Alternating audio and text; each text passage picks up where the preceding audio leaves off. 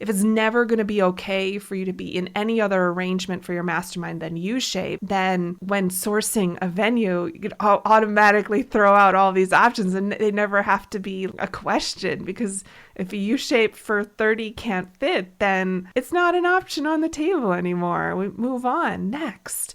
I think there's so many little things like that that we can have someone help us get out of our heads, document it so that we can make it easier on our team to wash, rinse, and repeat every time, or make it easy to hand it off to a vendor to support us. How are entrepreneurs like us daring bravely to build a stage, ditch the sweatpants, and step up to the mic? How do we create our own transformative events so we can get our message out into the world in a bigger way? It's not only profitable, but it's actually something we can be proud of. That's the question. And the answers are inside this podcast. My name is Sarah Pfeiffer. Welcome to Green Room Central. Have you ever found yourself in a situation where you wanted to put on your next event and you wanted to put it on the calendar, but behind the scenes, it felt like an uphill battle? It's like you want to put on the gas, but subconsciously you're finding yourself putting on the brakes. Today, we're going to cover a topic that could be impacting your business regardless of your impressive numbers that you've achieved and all of the sweet events that you've hosted. We're talking about scalability. If you're not at least breaking even with your events, if it feels overwhelming in the least to you and your team, if you're struggling to consistently fill your events, or if you're unsure where your events fit into your overall business strategy, this episode is for you and you are in the right place. I was talking with one of my coaches recently and they put on the most amazing events. They're retreat type events, destination events, high ticket events. And they're amazing at doing this. And I think they're meant to be event hosts. Like that's like a calling of theirs in life. And maybe that's the same with you. Like you just feel called, you're exceptional at hosting. And I feel this way about my coach. And the sticking point is that while they love planning memorable experiences and love hosting, the picturing, the planning, and the producing, they've got it all nailed. They want the outcome, but the marketing it takes to get there, not so much. It's like they wish they could just remove that piece of the puzzle and do the other stuff. And in fact, the thinking of putting the events that they do on hold indefinitely because they haven't figured out the filling it piece that makes it feel easy. I know that I love that word, ease. The filling it is not doesn't give them a sense of like ease, and it's breaking my heart because like they're so good at what they do.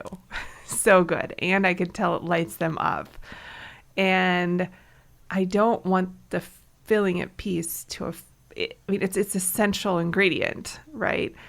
But I don't want that piece to make it so that people don't get to experience their events. You know what I'm saying? And so this is just one example of a sign that what you've built, as amazing as it may be, might not be scalable and might not be repeatable or profitable. Like there's just a piece missing and some transformation that needs to happen inside of the entire box that is hosting events. So story time is over. I want to dive into the 4 signs that indicate that your event might not be as scalable as you think. And don't worry, I'm going to weave in some strategies and examples to help you overcome these challenges. I won't leave you hanging, but I do want you to grab a pen and a paper or open up your notes app, however you like to take your notes. I recently started using the Apple, what is it? Like audio memo recording app. I don't know what it's called, but it records voice memos instead of, because I was using the voice to text to speech to text feature, but I was noticing that it wasn't always capturing my words correctly. And then I would go back later to read the notes that I had spoken into my phone and had them turn into text, and I didn't even know what I had said there. So I started using this voice memo app, and I feel like it might be a game changer for me. Just telling you that in case you're a person like me who gets ideas while you're driving and you need to like record them right then and there before they escape and need some way to do that. So okay, that was a tangent. Let's get back on track.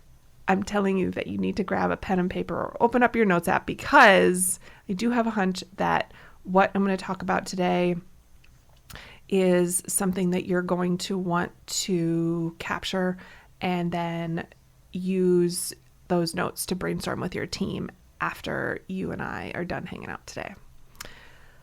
Let's get into it. First point I wanted to talk about, this first sign that things might not be as scalable as you'd like them to be and transformation is in order, is financial sustainability. So it's so important to break even or achieve profitability, because if not, resentment sets in and it is not going to fill your cup like you hoped it would to host an event.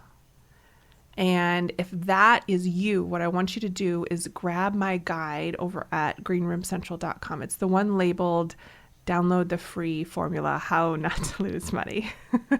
And that should help you. Just hand it to whoever manages your budget or your event budget on your team and have them go through it and understand what it looks like, kind of the order of operations of making money planning decisions, so that you're able to break even or achieve profitability. I know we've had a whole episode on the show previously about how it's not all about the money, but we have to think about the long game.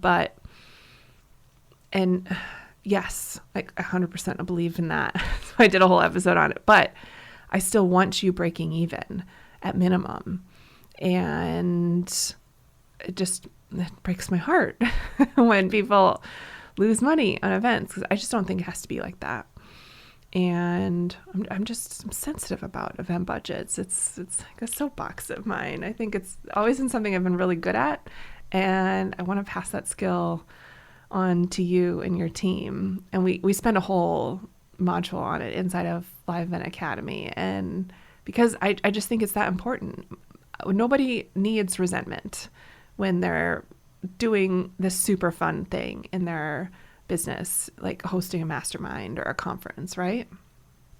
So let's avoid any kind of cup draining activity, which is a direct result of like financial instability. So let's work on the money stuff, shall we? Yes? Agreed? Okay, next one, team overwhelm. So here's what this looks like. If you've ever thought to yourself, I don't want to host another event because it'll put too much stress on my team, then you might be suffering from this sign that your event is not as scalable as you thought. If you've ever thought, I don't want to take my team away from their other priorities, or if you've ever thought, it took everything that we had last time, and I cannot do that to my team again. If you've ever had any of those thoughts, then team overwhelm could be a problem for you that you need to transform in your business so that you can scale. And what this looks like is hiring additional team members or outsourcing tasks to ease the workload. And it goes back to the age-old strategy of documenting, creating those SOPs so that the systems are in place, because the systems help you scale.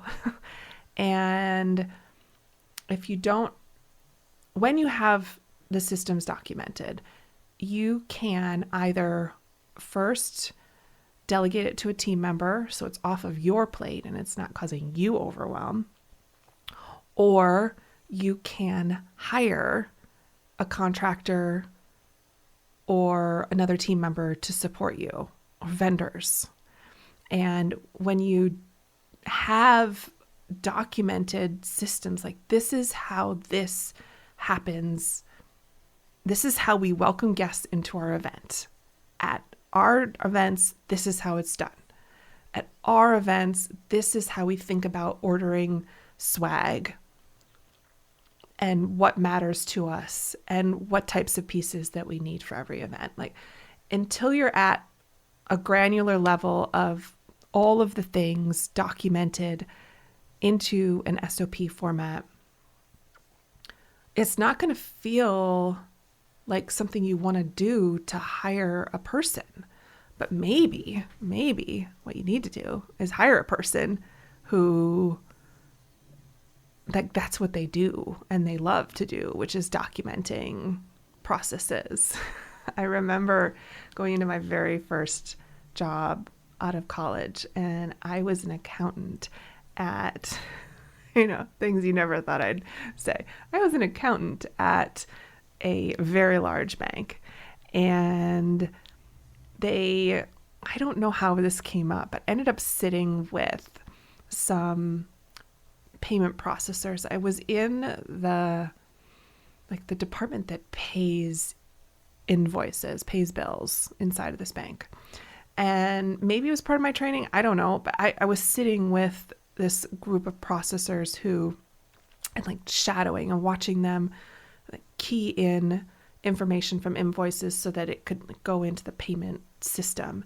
And they had metrics to hit every day. They have to process 600 invoices. They have to see it pop up in front of their screen, and they have to key in the key pieces of information, like the invoice number and date and everything, so into our system. And I was watching and I was noticing, well, why are they doing it different from this person to this person, or from this type of invoice to this type? And I brought it up to the manager. I was like, I feel like it would be more efficient if it was done this way, or if I feel like if everyone did it this way, it might be more accurate. And they got so excited because no one had ever made these recommendations before. And so now it was my job to document this enhancement to the process and train them on it. And it's one of my earliest memories of being a nerd about this kind of stuff, about feeling so excited about systems and processes and streamlining and efficiency and optimizing for excellence. And I think it's why I'm so good at events, is I see where we can be a little bit more efficient, a little bit more clear, concise, a little bit more streamlined. And all that to say, if your team is overwhelmed, or if team overwhelm is keeping you from putting the next date on the calendar, then that is a sign that you need more help. And maybe you need to go get help in the form of someone to help extract your event vision out of your head and document it so that you don't have to be as involved in every event, and there's less decisions that your team has to make every event, because it's just known this is how we do it. It's never a question of Are we okay with a room with pillars?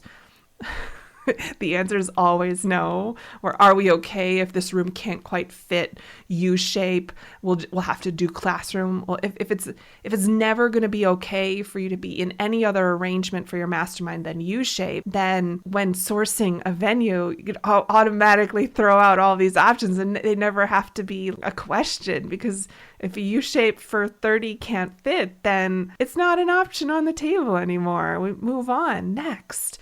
I think there's so many little things like that we can have someone help us get out of our heads, document it so that we can make it easier on our team to wash, rinse, and repeat every time, or make it easy to hand it off to a vendor to support us, or hire an additional team member to support us.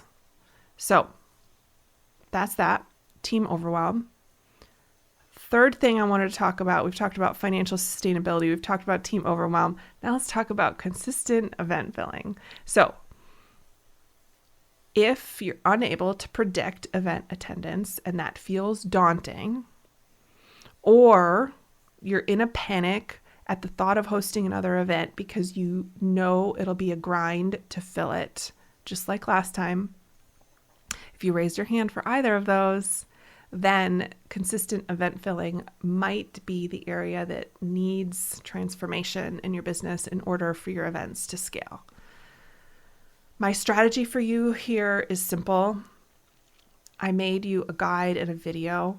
You can find it over at greenroomcentral.com. It's the one labeled Get the Free Guide, 107 Ways to Fill Your Event. And when you download it, you'll get a video series too, and it'll just talk you through the process of making a plan and working the plan consistently. And it'll also give you a whole lot of strategies that coaches are using right now to consistently fill their events. And I want that for you. But it's going to take some work on figuring out what your model is so that you can consistently predict attendance.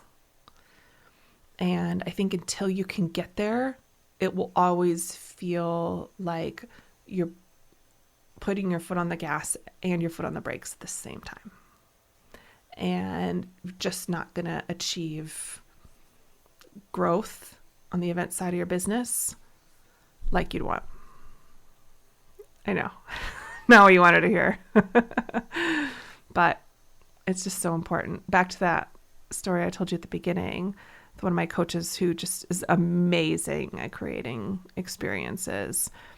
And I was having a conversation with them about how, what if we mapped out a business model where we had a high volume product that they were selling that would naturally attract the type of people that would be the right fit for the type of event experiences that they create. And just like create our funnel. Because sometimes that's what it is backing into the next one here. Number 4, alignment with business strategy, is knowing how the event fits and creating a feeder system for it. So that was consistent event filling. Let's move on to the last one, 4, which is alignment with business strategy. And what that looks like is if you never know year over year where you're going to put your event on the calendar, or if you never know what you're going to sell at the event, or if you never know what segment of your community you'll invite to the event. If you raised your hand for any of those, there might be an issue that needs some transformation in your business as it relates to events and scalability around alignment with your business strategy. And what I want you to do is go back and listen to episode 74 of this podcast, where I dive into mapping your ascension model and the strategic placement of events. So important. Because if we don't know where it fits, either in the calendar or in the funnel, then it makes it hard to make this a regular thing. Because then we're constantly building new bridges, constantly reinventing the wheel. Is that a metaphor? Is that 2 metaphors in a row? It's a strategy. It's a strategy. It's part of your overall business strategy, hosting events. It's not this whim of like, oh, I'm feeling like I need to be more connected with my community. They're asking me for an event. I'm going to host another one. Or, yeah, I think an in-person experience with this product or service would make sense. Let's just add that in, even though I didn't plan for it on the front end when I priced it. I just want to do it because it'll be fun and it's what they want and I'll enjoy it too. Well, like that's just like a lack of planning and alignment with business strategy. So let's be forward thinking and planful, and know that when you have this regular cadence with your events, it'll just be so much easier on your team. I mean, think back to when you were getting started with creating a cadence for recording your podcast or publishing content on social media.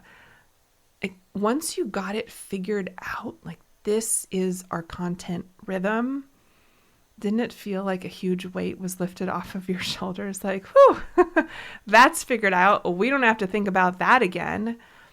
It takes so much weight off of the process. It reduces decision fatigue. There's a reason why Steve Jobs would always wear the same outfit, right?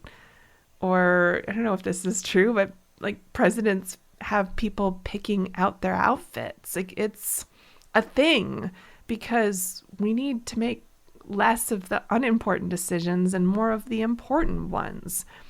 And if we're constantly trying to figure out where the event fits in the calendar or how many we're going to host or what we're going to sell at it or what segment of the community is invited to this thing, it's just we're rehashing things that don't need to be rehashed.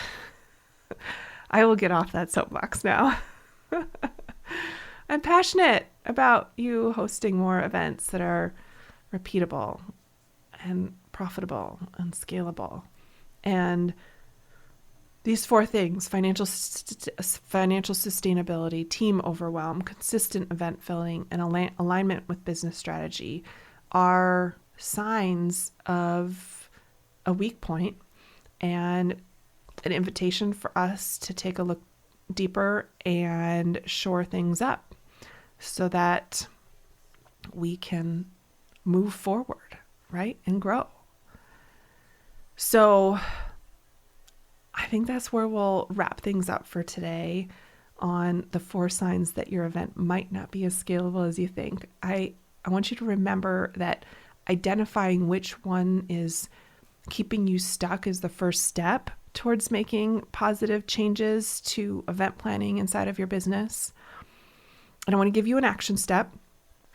I think this deserves an hour of brainstorming with your team to discuss what you heard today and how to apply it to your events. Like right now, when you get done listening to this episode, just like text your integrator and tell them you want to add this to your next team meeting agenda or set aside a specific event, a meeting to talk just about this topic. And if a question has come up for you that you need help with, I want you to drop it into my DMs over on Instagram and I will help you out. Thank you for hanging out with me today. I have loved every moment of it. And no, this is tough love. I know, but it's because I want the best for you. Make it an outstanding rest of the day. Take care. Thank you for listening to the Green Room Central podcast. If you loved this episode, then please take a screenshot on your phone and post it to Instagram, and be sure to tag @SarahFafer and let me know why you liked it and what you'd like to hear or who you'd like to hear from in the future. That'll help me know what to create for you. The number one thing I'm asked by CEOs, whether it's their first event or their 20th, is, Sarah, how do I get more butts in seats? And so I put together a guide for you. Head over to fillingevents.com for your free copy of 107 ways to fill your event. I want to help you quickly master event marketing and fill your events, even if you've never done it before. I've scoured the online business world and found 107 of my favorite strategies working right now to fill your next in-person or virtual event. Create the event promotion plan you need from these easy-to-implement, customizable strategies for free over at fillingevents.com. I appreciate your commitment to leveling up and learning the mindset and strategy of live events. Keep going. Keep learning. If you want more, head over to greenroomcentral.com for show notes and all the links from today's episode.